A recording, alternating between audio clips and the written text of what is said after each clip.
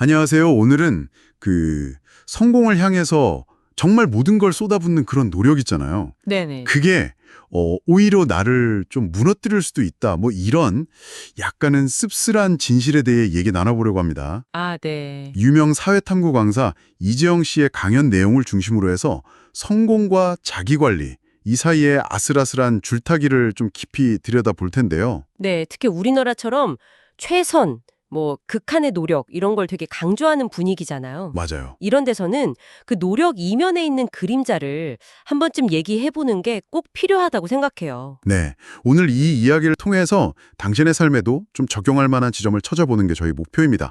바로 시작해볼까요? 좋습니다. 특히 이게 성공과도를 막 달리던 분이 직접 겪은 위기에서 얻은 깨달음이라니까 더 깊이 와닿을 것 같아요. 이야기 시작부터가 정말 좀 충격적이에요. 네, 어떤 부분인데요? 그 맹장에 터져서 복막염으로 번졌는데 교제 마감 때문에 사흘 넘게 병원을 안 갔다는 거예요. 사흘이요? 아니, 복막염인데 그게 가능한가요? 글쎄 말이에요.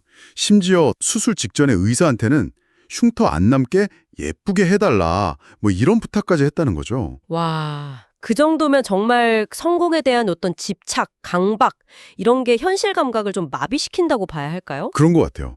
당시가 7월이면 수능 앞두고 아시겠지만 정말 중요한 시기였고요. 그렇죠. 학생들한테는 완전 피크죠. 네, 온라인 수강생만 10만 명 넘고 현장 수강생들 교재까지 걸려 있었으니까요. 아, 그 책임감도 엄청났겠네요, 정말. 근데 또 궁금한 건 그렇게까지 몸을 혹사하면서 지키려 했던 게 뭘까 하는 점이에요. 네네. 당시 연매출이 수십억 원에 달했고 그중 상당 부분이 또 개인 수익이었다는 점도 있거든요. 그거 몰랐네요. 물론 학생들에 대한 책임감도 컸겠지만 이런 엄청난 성공이나 보상이 어쩌면 건강을 내던지는 행동을 어느 정도는 정당화해 준 건 아닐까. 그럴 수도 있겠네요. 아니면 오히려 그 책임감 때문에 그 기대 때문에 자신을 더 극한으로 몰아붙인 걸 수도 있고요. 어느 쪽이든 결국 몸은 버티지 못했죠. 의사가 말렸는데도 일찍 퇴원해서 다시 일에 매달렸고. 아, 무리하셨네요. 네, 엎친 데 덮친 격으로 2017년에 또 지진 때문에 수능이 연기됐잖아요. 아, 맞아요. 그때 그랬었죠. 그래서 유일하게 계획했던 휴가마저 반납해야 했고 결국 그 누적된 피로가 2018년 4월에 터진 거죠. 생사를 오갈 정도로요. 와, 숟가락들 힘조차 없었다고 하니 상상하기가 좀 어렵네요. 그렇죠. 바로 이때 본인이 과거에 학생들한테 막 다그쳤던 말들 있잖아요. 네네, 어떤 말이요? 하루 3시간만 자도 괜찮다. 죽을 각오로 해라. 이런 말들이 진짜 최악의 실수였다고 깨달았다고 합니다. 아, 그 지점이 정말 중요한 전환점이 된 거네요. 어쩌면 모든 걸 다 잃을 수도 있는 상황이었잖아요. 뭐 위약금 문제도 있을 수 있고. 맞아요. 그런 극한 상황에 가보니까 독하게 버티는 것만이 답이 아니구나. 이걸 정말 뼈저리게 느낀 거죠. 네, 자신을 돌보지 않는 노력은 결국 지속될 수가 없고 오히려 모든 걸 한순간에 잃게 만들 수도 있다는 거 정말 비싼 교훈이었을 거예요. 그렇죠. 참 아이러니한 게 그래서 모든 걸 다 내려놓고 제주도에서 한두 달 쉬었다고 하잖아요. 네, 근데 그 시간이 기적 같은 회복을 가져왔다는 거, 이게 참 많은 걸 생각하게 만들어요. 맞아요. 회복하고 나서는 삶의 방식이나 메시지가 뭐 180도 달라졌다고 하더라고요. 어떻게 달라졌는데요? 주 7일 강의하던 걸 주 3일로 줄이고 뭐 편의점 음식 이런 거 대신에 시간 내서 건강한 식사를 챙겨 먹기 시작했고요. 아, 생활 패턴 자체가 바뀐 거네요? 네.